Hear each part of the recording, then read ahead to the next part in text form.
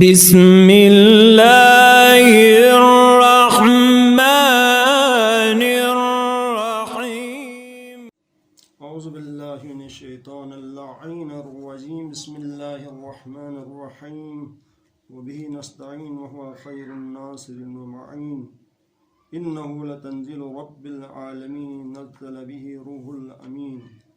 عزیزان گرامی، آج میں آپ حضرات کے سامنے نزول وحی الہی کے حوالے سے کچھ عرائض عرض کرنا چاہتا ہوں۔ پہلے عرض یہ ہے کہ وحی کس سے کہتے ہیں؟ وحی لغت میں مختلف معنوں میں آیا ہے، اشارہ کے معنی میں بھی آیا ہے، لکھنے کے معنی میں آیا ہے، کتابت کے معنی میں بھی آیا ہے، تعلیم دینے کے بارے میں آیا ہے۔ عزیزان گرامی، اور اہم بات اس وحی کے اندر یہ ہے کہ بات چیت کرنا، ارتباط پیدا کرنا خدا کے سامنے، خدا کے ساتھ ایک رمز ہے خدا اور پیغمبر کے درمیان، اس کو لغت میں وحی کہتے ہیں۔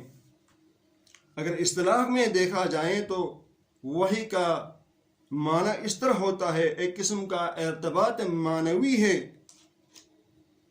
اللہ اور پیغمبر کے درمیان۔ اب عزیزان گرامی، ہمیں یہ بتانا ہے کہ نزول وحی کے بارے میں قرآن نے کچھ بیانات دیے ہیں۔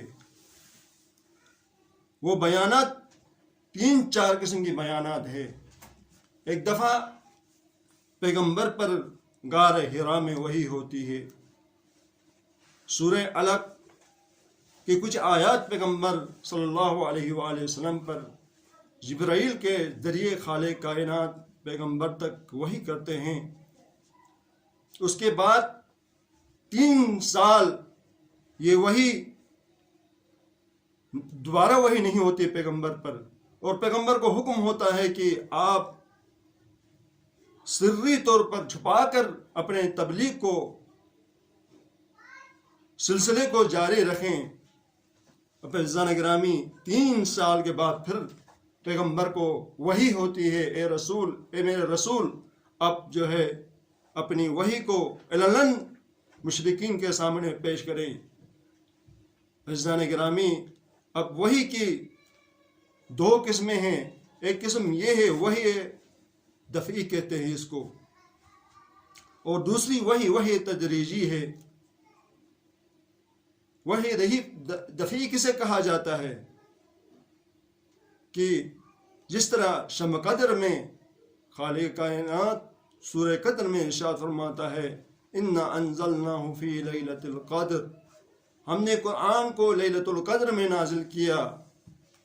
یہاں سے علامہ طباطبائی اپنے نظریے پیش کرتے ہوئے کہتے ہیں کہ یہاں پر جو خالق کائنات نے لیلۃ القدر میں جو قرآن پیغمبر کے اوپر نازل کیا وہ وحی دفعی تھی۔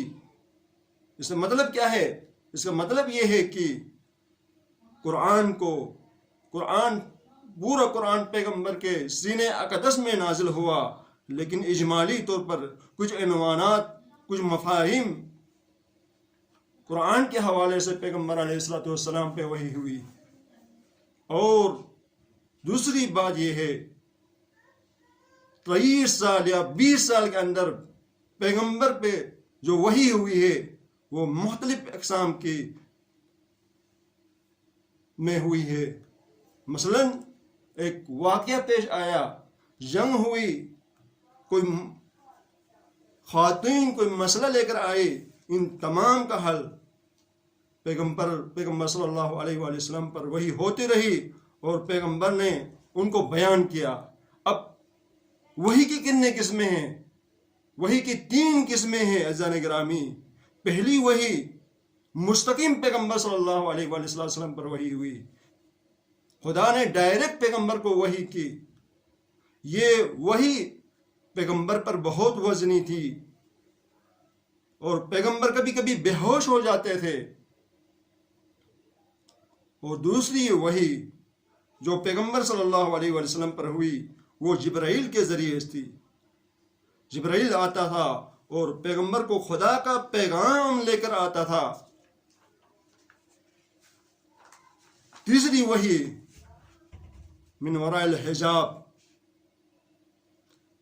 اس کا مطلب کیا ہے عزیزان گرامی؟ حجاب سے مطلب یہ ہے کہ جس طرح حضرت موسیٰ علیہ السلام کو درخت میں خداوند عالم درخت کے ذریعے وہ درخت جو ہے حضرت موسیٰ سے کلام کرتی تھی، اس طرح پیغمبر صلی اللہ علیہ وسلم کو بھی ایک چیز کے ذریعے یا درخت کے ذریعے یا کسی اور چیز کے ذریعے پیغمبر سے ارتباط برقرار ہوتا تھا.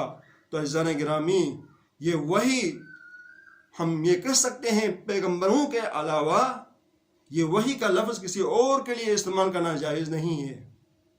یہ اہم پیغام ہے وحی کے حوالے سے کہ ہم یہ وحی کو پیغمبر اسلام اور تمام انبیاء علیہ السلام یا خواب کی صورت میں ان کو وحی ہوتی تھی یا مستقیم وحی ہوتی تھی، تو یہ وحی عام بندوں کے لیے استعمال ہم نہیں کر سکتے ہیں پیغمبر کے علاوہ.